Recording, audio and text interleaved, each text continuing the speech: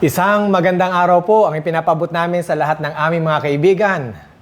Kamusta na po kayo? Muli bumabalik ang inyong mga lingkod. Ako po si Ponch. At Glenn, Para po sa programang Bayan at Biblia. Sa pagkakataon pong ito ay muli po tayong tatalakay ng isang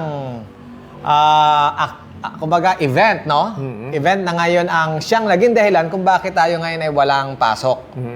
Ang sabi nila, ito ay ang pagdiriwang ng kaarawan ng isang bayani o hero ng ating bansa, Andres Bonifacio. Anong masasabi mo yon, partner? walang pasok ngayon, no? Oo, walang pasok. Pero sabi nila, hindi naman ito ang kaarawan. Oo. November 27, pinagdiriwang. Kasi yan yung tinatawag natin holiday economics, ano? Pero ang karawan talaga ni Andres Bonifacio ay November 30, Okay. 1863. Wow! Si Andres Bonifacio ay kilalang isang patriot, nationalist at nagtatag, founder ng KKK. Isang secret society na ang kanyang organizational setup ay ginaya sa mass masonry, no? Masonic order. Siya naman ay namatay noong May 10, 1897. Wow. So he died at the age of 33 years old. Siya ay pinanganak sa Tondo, Manila. At ang kanyang estilo, partner, sa pakikilaban ay armed revolution. At ang gusto niya talaga ay magkaroon ng full independence from the Spanish colonial rule through armed struggle. At during the time, may estimate nila may mga 100,000 to 400,000 members ng KKK sa Tagalog region and other parts of the Philippines. Pero isipin mo, during the time, hindi pa naman talaga bansa ang Pilipinas as a nation. Ano? We are just a colony of the United States. Pero sa mga nagdang panahon, gustong magkaroon ng sariling bayan ng Pilipino na pinangungunahan din ng mga pinanganak dito sa Pilipinas. So, hindi natin pinagdiriwang ang kanyang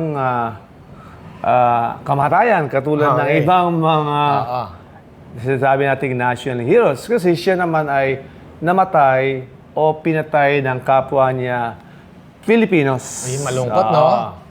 Nagkaroon ng sasabi nating power struggle who will really lead in the Philippine independence movement.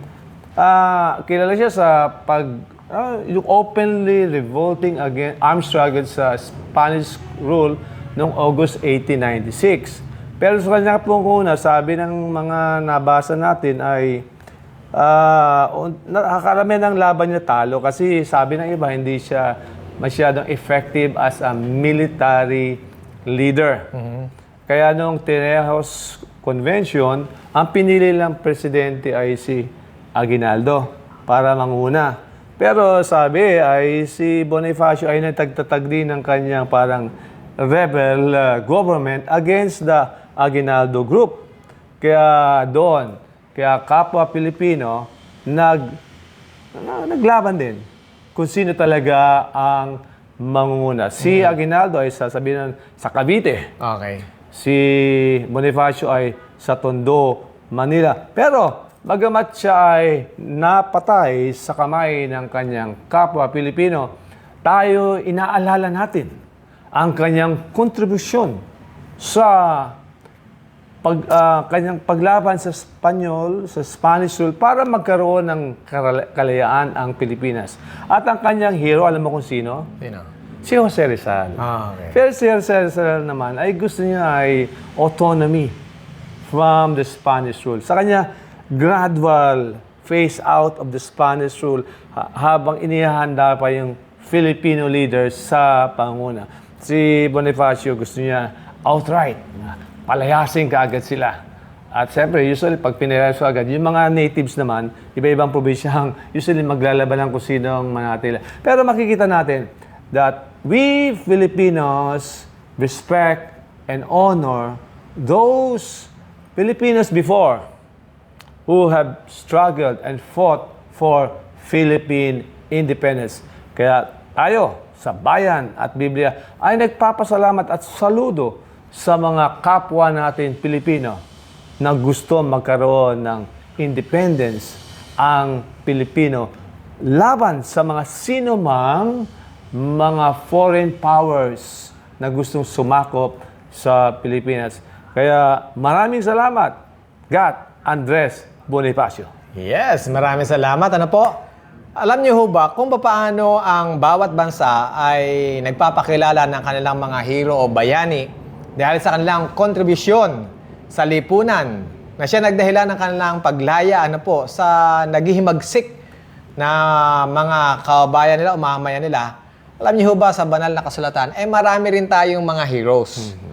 Napakarami po na sila ay nakipagbaka, lumaban, namatay din, nang dahil lamang sa tinatawag nating kalayaan. Marami yan kung magsasite po tayo na nakipagbaka. Halimbawa, si Samson, isang napakalakas na lalaki, nakipagbaka laban sa mga Pilisteo. Sabihin natin, si Gideon, nakipagbaka pero hindi gumamit ng mga armas o yung mga nakakamatay na gamit. Ang ginamit lang ay, kumbaga, ay apoy, lampara at torotot, no? Sino pa? Si Gideon 300. Yes, Gideon 300. Si Joseph. Isa rin siyang hero kasi iniligtas niya hindi lamang ang Ehipsyo kundi ang maraming mga bansa o tribo sa tinatawag nating mga famines. Yan. So, napakarami po. Sino pa pala? Si David. Ayan, David, yung isang maliit na bata, lumaban kay Goliath. Si Moses. Si Moses, okay. Diba, itinakas niya ang halos 1 milyon na mga Israelita mula sa tinatawag nating slavery sa Egypt, palabas At napakaraming mga milagrong ginawa ang Diyos sa tinatawag nating escape o pagtakas mula sa Egypt. So marami po tayong heroes. Pero alam nyo, merong isang, sabihin natin, hero tayo na ipinagkaloob ang ating Diyos. Sang-ayon rito sa banal na kasulatan. Punta kayo sa John 3:16, punta kayo sa Acts 4:12, punta kayo sa Romans chapter 8, na itong hero, itong tinutukoy ko sa inyo na naging tagapagligtas natin, ay pinalaya po tayo sa tinatawag nating bilanggo o bilangguan ng kasalanan. Amen. Na siyang magdadala po sa atin sa kamatayan. Bagamat ang hirong ito, mga minamahal na kapatid, ay ipinagkaloob ng ating Panginoon Diyos. Ang sabi nga sa Banatala, siya ay nagkatawang tao. Siya ay, kumbaga, ay namatay para sa inyo at para sa akin. Para lamang tayo lumaya. At ang ginawa po na kabayanihan ng ating hero, na alam ko naman na alam niyo na, ang tinutukoy ko, ang pangalan po niya ay Jesu Cristo. Kaya nga sabi sa Acts 4:12, dito sa Biblia, walang anumang pangalan sa silong ng langit, sukat sa ikaliligtas po ng tao. Kayo at ako, nagkamali tayo, nagkasala, hinatulang mamatay. Hinatulang tayo sa isang kamatayan na nakakahiya at isang kamatayan na magdadala po sa atin sa impyerno. Pero dahil sa ang Diyos po ay Diyos ng pag-ibig, ang Diyos po ay napakabuti sa atin.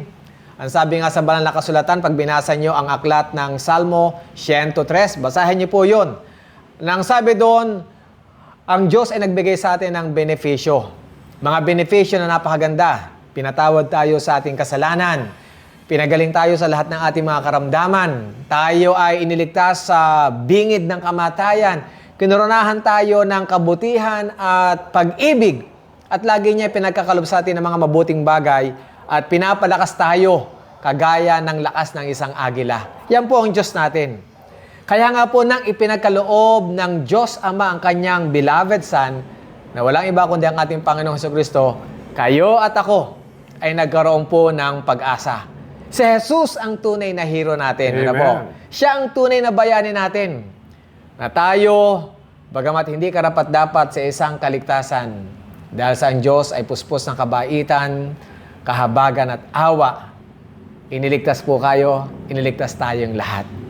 Nawa, mga minamahal na kaibigan, habang may panahon pa, ay ating tanggapin ang ating Panginoong Hesus bilang ating personal na tagapagligtas, personal na kaibigan, personal na Panginoon.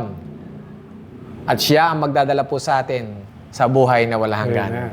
Tandaan niyo si Jesus ang daan, siya ang buhay, siya ang katotohanan. At walang makaparoroon po sa Ama, maliban na lamang kay Jesucristo. Nawa ang basbas po ng Diyos ang sumenyong lahat, sumaating lahat. At nawa sa isip natin at sa puso natin ay wala tayong ibang bayani kundi ang atin lamang Panginoong Jesucristo. Manalangin po tayo. Dakilang Diyos, maraming salamat po sa inyong pagmamahal, sa inyong kabutihan, na inyong pinagkaloob ang inyong bugtong na anak, na siyang aming dakilang bayani, na siya ay nagkaloob ng kanyang buhay, na matay po siya, upang kami pong lahat ay magkaroon ng pag-asa sa buhay na walang hanggan. Ang pakisuyo po namin, naway manatili po kami tapat sa inyo. Yes, At kung meron pang kayong mga anak na hindi pa tumatanggap sa inyong anak na si Jesus, nawa sa mga oras na to, matapos sila marinig ang mensahe, ay magpasya po sila na tanggapin si Jesus bilang kanilang sariling tagapagligtas, sariling Panginoon, buhay, katotohanan at daan nila upang makarating diyan sa inyo.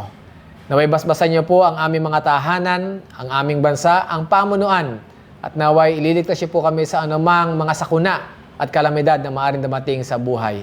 Maraming salamat po sa matamis na pangalan ni Jesus. Amen. Amen. Baka meron kang gustong sabihin, kaibigan. Well, maraming salamat kaibigan sa iyong patuloy na pagtangkilik sa programang Bayan at Biblia.